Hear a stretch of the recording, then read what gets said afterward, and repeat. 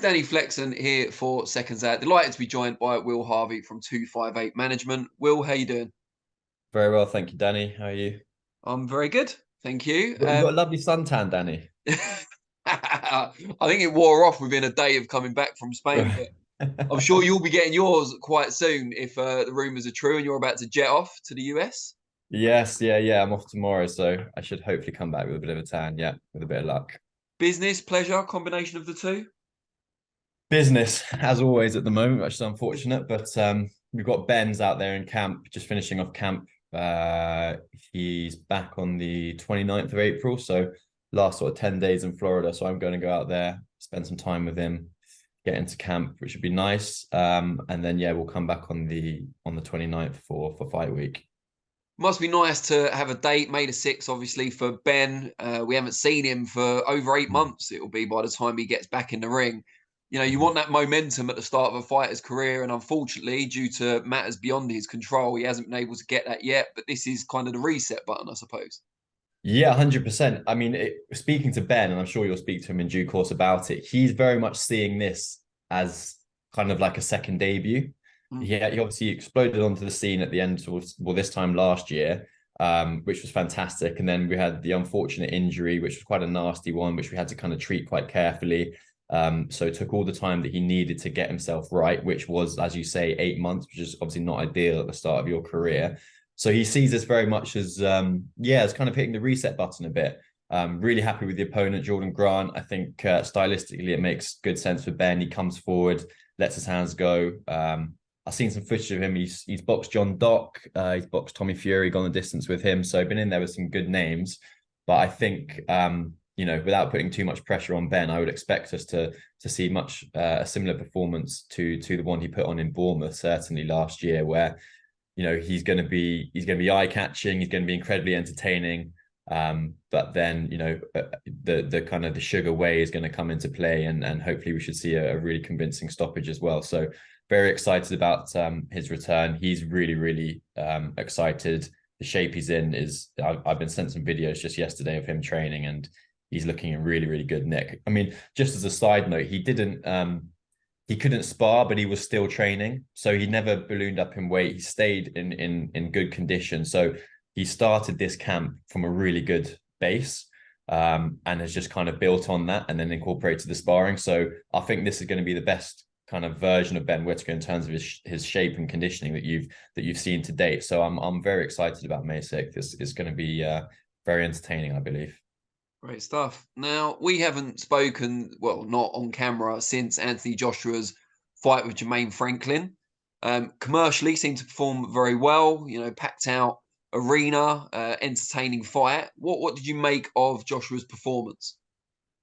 Very good performance, very good performance. And particularly now, now that you had a kind of a week or a couple of weeks to let it settle in, you can actually kind of look at it through a kind of a clearer lens. I think obviously, and AJ will say this himself, and he will include himself in this, in the immediate aftermath, I think the narrative going into that fight was that everyone was looking for a very convincing, quite brutal stoppage from AJ.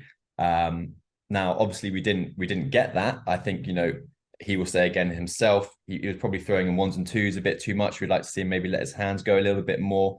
But I think we realized just how durable Jermaine Franklin is during that fight. Really solid chin, because he took a couple of 3 or 4 clean shots from AJ and didn't take a step back. So I think people appreciate now how tough Jermaine is. And yes, we didn't get the stoppage, but he won very convincingly on the scorecards. He's got 12 good rounds under his belt under Derek James's tutelage. He didn't have that long with Derek prior to the fight. He was out there for 6, 7, 8 weeks, and often you'll know this when you're bedding in with a new trainer. You need months and months and sometimes even a couple of fights to really kind of get your feet under the table. So again, reflecting on it now, a week or so later, all things being considered, particularly, some of the results that we've seen over the weekend and stuff, nothing's given in the heavyweight division. We can look back on it and be overall very happy and think it's still stuff to build on for sure, but the actual performance himself was clinical, very well managed, very pleased with it, I think. I think the main criticism, if there was one, of AJ's performance, a lot of people have used the word gun shy. And you talked Mm, there about you would have liked to have seen him let his hands go a bit more. yeah. Is that just the case of, more time with the new trainer? Is it more activity? What's going to get that element of Joshua back? Yeah, I think it's more. I think it's a combination of two. More time with the trainer, more activity, certainly. But again, like the opponent, Jermaine played his part in that. It was interesting. Every time that AJ, it was very similar actually to the Ruiz. Jermaine's performance was very similar to the Ruiz one performance in that if AJ would throw ones and twos, Jermaine wouldn't take a step back. He would fire back with a 3 or 4 punch combination, very quick hands as soon as AJ would go on the offensive. So you've got to be careful because at heavyweight, one punch, as we've seen a million times, and can change anything. So look, yeah, like I said, we would all love to have seen him flatline Jermaine and put on a dominant performance like that. But I thought it was responsible. It was measured. He won very convincingly. And as I said, I think a lot of other heavyweights he actually would have got out there. I think people are maybe underestimating the durability of Jermaine Franklin here. I guess we saw it again with the Dillian White fight, his durability. But I think maybe people have been underestimating Jermaine's chin in that regard. So, like I said, ideally, yes, maybe we would have got a knockout, but he won convincingly and we move forwards from here. And we thought straight afterwards, he's back.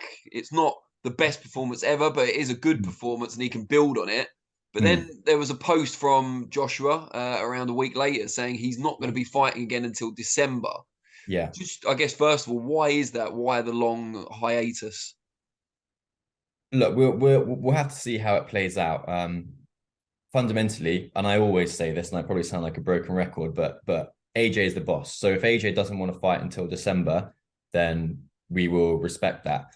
If you're asking me, in my personal own opinion, I'd like to see him box obviously once before December.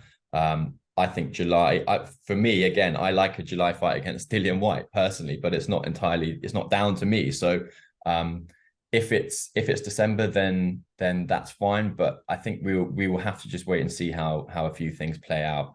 I don't think we're probably in a position to make a final call on anything at the moment. There's a few things going on in the background, so we will see how the lay of the land is and make a decision on that probably in the coming weeks. But it's not connected, as some people have said, to his nose injury that he suffered. No, not at all, not at all. Yeah, he's often in fights he gets a bloodied nose. Maybe it's a little bit of an airway susceptible, but no, there was no problem with that. And another rumor that gained some traction, and I'm hoping you're going to set this to rest now, because I'm not sure anyone took it too seriously anyway. Yeah, was that AJ had potentially failed a drug test, and this was why he wouldn't be back until December. I couldn't find any reputable accounts that had posted it, but there did seem to be a lot of accounts that had posted it.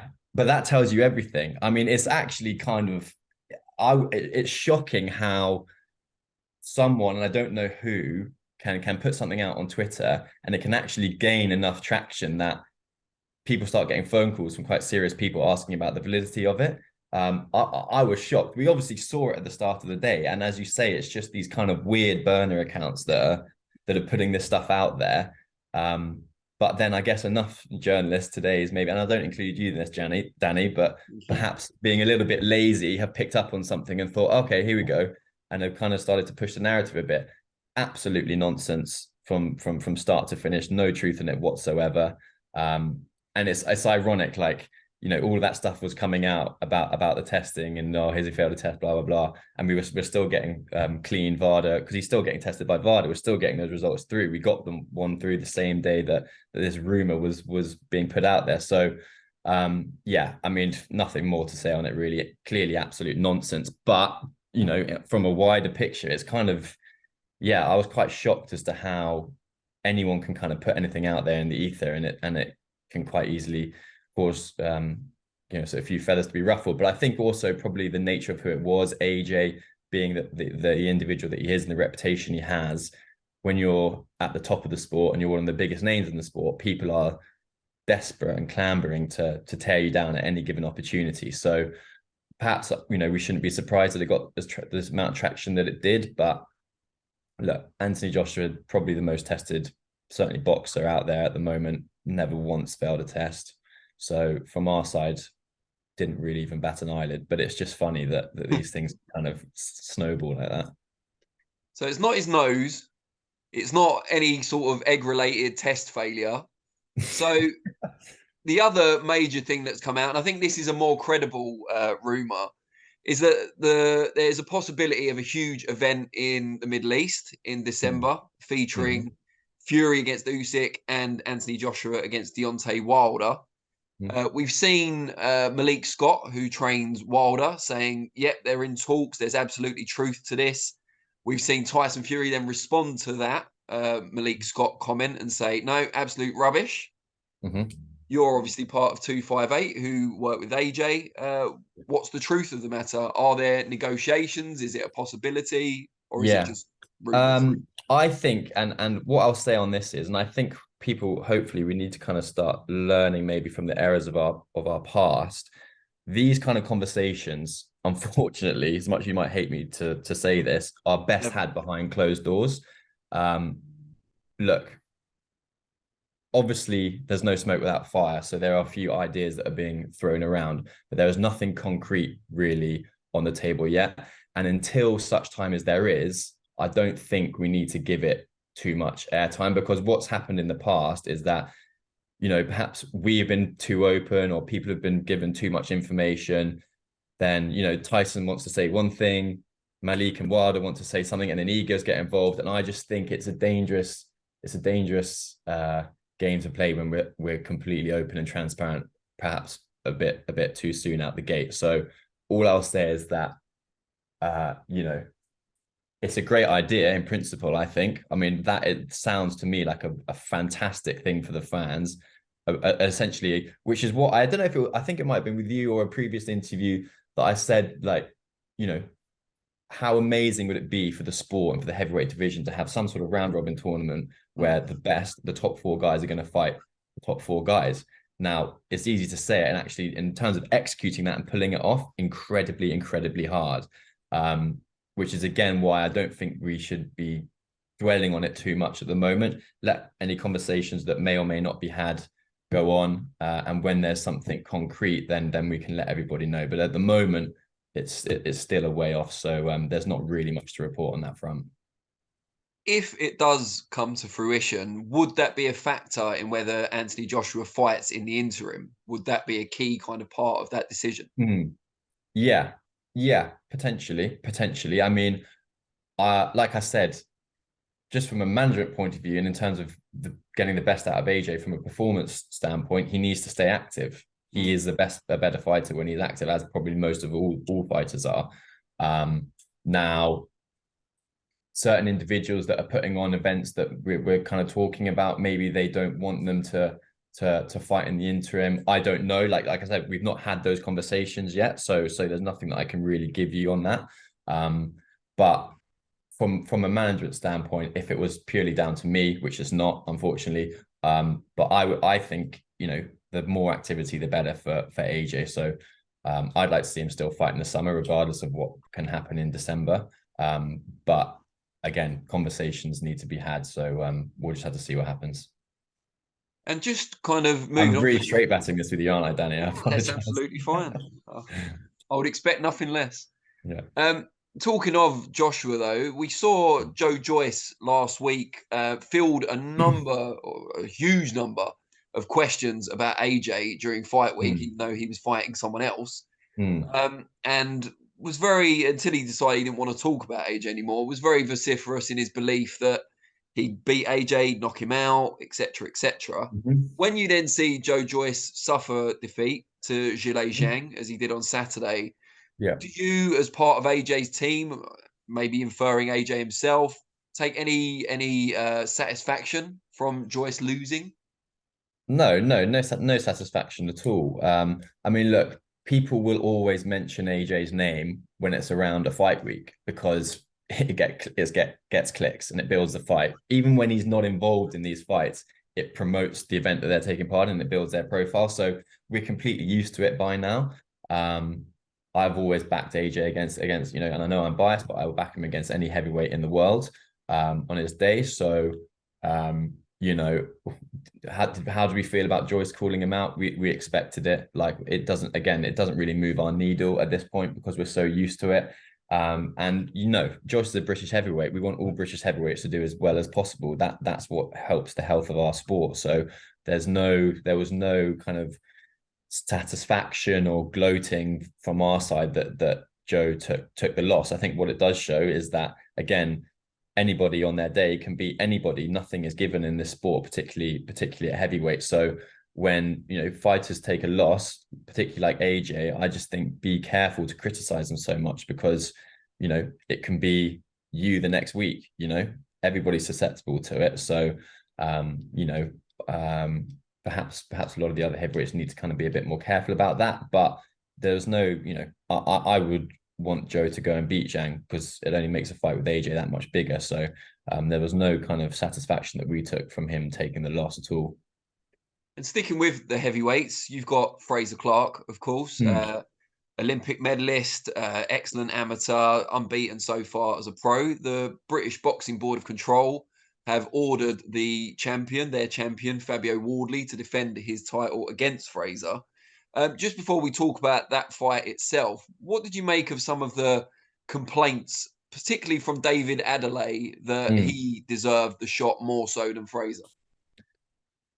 Well, I don't really understand it. I mean, who's David Adelaide fought and beat that makes him more credible than Fraser? Okay, he's got a few more fights, but I don't think he's got necessarily win on his record that is more credible than Fraser's. Like, I mean, again, David Adelaide, I don't think has beaten anyone of a Bogdan Dinu's standard, even, to be completely honest with you. So, look, I'm not sure he's going to feel upset by it, but you know, I don't know who's around David Adelaide, but maybe there was people on his team that weren't pushing as hard as we were to get that fight ordered and mandated. But I don't think that you could say that he's much more deserving than Fraser is. So, you know, again, fighters are going to say what they want, means nothing to us. We've achieved the goal that we want to achieve. That fight is going to happen in September for Fraser, which we're delighted about, and that's all we're going to focus on. Anything else anyone else got to say is kind of irrelevant. So it's going to be in September. Presumably that means it's not going to make it to purse bids. Negotiations, presumably as well. What can you tell us? What are you allowed to tell us? We'll have to wait and see. I thought it was interesting that Eddie and Fabio were at Ipswich Town Football Stadium yesterday, which was nice to see. There's been no formal discussions yet about a deal. Purse bids, I think, were set for May 10th, were they? Something around there on the email that I got. So I would expect that they'll come to us probably beforehand and try and get a deal done, and then we'll see if it makes sense for Fraser. We'll see what the offer is. I think it's a massive domestic fight, you know, outside of the world champions. That's, I think, the biggest fight that's in the heavyweight division at the moment in the UK. So everything's got to be right for both fighters. So as and when, you know, the guys at Matchroom can come to us and we can have a conversation, we will do so. If not, it goes to purse bids. And look, Fraser is just delighted, like, whether it's a fight on Matchroom, whether it's a fight on Boxer at Sky, he's just delighted to have the opportunity at his man, and to be, you know, taking part in a big domestic fight and fighting Fabio, and a chance to be British champion. It's one that he's going to grab with both hands, and we're all extremely confident about going into. So yeah, it's, you know, very exciting times ahead. How do you approach this type of negotiation from the standpoint of Matchroom come to you with essentially quite a lucrative offer for your fighter? It'll be on an away show, but, you know, a football stadium, possibly, big occasion. But Fraser's with Boxer. They've built him up. Sky Sports, they're obviously not going to be over the moon if he fights his biggest fight to date on a Matchroom show. How do you kind of, because you're in essence, you're working for the fighter, but there are those other overarching commitments to think about. Yeah, of course. But this is where you earn your money as a manager, you know, because as I've said before, my loyalty and my goals will and always be to act in the best interest of the fighter and get the best deal for them possible. You know, and then part of that is obviously managing relationships with the promoters to make sure that everybody is happy, everyone's on the same page and everybody feels like we're all kind of pulling towards together in one direction towards the goals that we've set. So yeah, that will come down to my ability to manage all the various parties involved and get to a place where everybody is happy. But look, a boxer, they understand the sport. They know that Fraser as British champion in their stable and on their network going forward is going to be hugely valuable. So whichever form it takes, whether it's a show on Matchroom or whether they can get it at the purse bid, whichever form it takes, I expect Boxer to be fully behind it because they are clever individuals, professional individuals that can see the bigger picture here. If it is going to be on a Matchroom show, we go over there, we raid them for the belt, and we come back to Sky. That's the goal. So, whichever way it goes, I don't foresee it being too much of an issue. It's just making sure that the deal is right for Fraser because it's a big fight. It's a massive fight. They've both got two good profiles. They're entertaining fighters. It's a all British domestic heavyweight dust up, which people love. So we just got to make sure that the deal was right for both sides, and then I think all the other pieces will kind of fall into place quite easily. And just before I let you go, what else have you got coming up with your fighters on the roster? So we've got Shannon Ryan will be out. She got a little bit of time off, obviously, but delighted to get her the deal with the guys at Matchroom to make the move there. Really excited about that. The plan we've got in place for her over the next 18 months is really exciting. So she's going to be out June 10th. Sully Sissoko, we will have an announcement on soon. We're just working on a few things for him. He's either going to go in the States on a date, or we're hopefully working on something quite exciting a bit closer to home for him. So we will see in due course, but he's ranked 4 with the WBC now, so he's right in the mix at the world title scene. Anthony Herrera is recovering well. He had a detached retina at the end of last year, which is a really heartbreaking for him, but he's very much, he's almost over the back of that, and we'll see him back in the ring very soon. Del Chisora, no fight news as it stands, but he's, building Delicious TV, which is going to be rivaling Seconds Out in the not too distant future, which is very, which is very exciting. And we're working on a podcast for him and a book. So there'll be some cool stuff with Del outside of the ring that's going to be able to announce soon. And then, God, please don't. They're going to kill me if I've forgotten anybody, but off the top of my head. Oh yes, Campbell. We are just having some conversations with Matchroom about next steps. So I think Campbell, last performance, very happy with. He's going to be back out again very soon.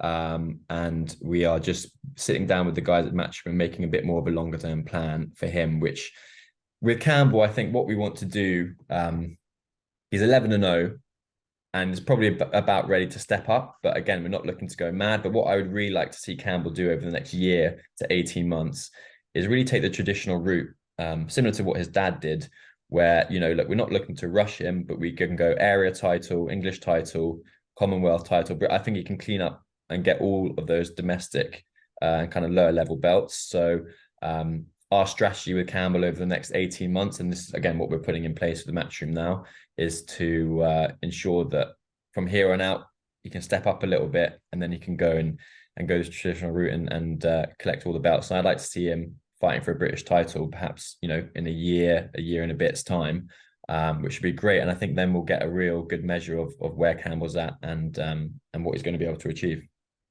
Great stuff.